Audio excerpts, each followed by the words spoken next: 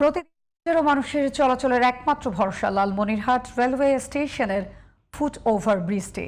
British আমলে নির্মিত সেতুটি ঝুঁকিপূর্ণ ঘোষণা করা হয় 2001 সালে, কিন্তু সংস্কার কিংবা পুনর্নির্মাণ করা হয়নি আজও। এতে প্রতিনিয়ত বাড়ছে দুর্ঘটনার সংখ্যা। লালমনিরহাট প্রতিনিধি আলতাফুর রহমান আলতাফের রিপোর্ট, জানাচ্ছেন ফারিয়া হাফিজ নিঝুম।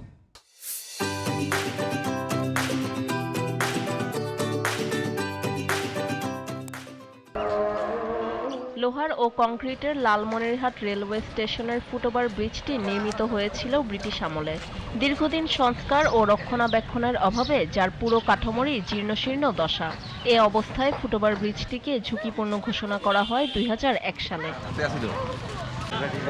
2020 সালের মার্চে 77 লাখ টাকা ব্যয়ে 210 ফুট অংশ পুনর্নির্মাণ করা হলেও কাজ বন্ধ হয়ে যায় মাঝপথেই।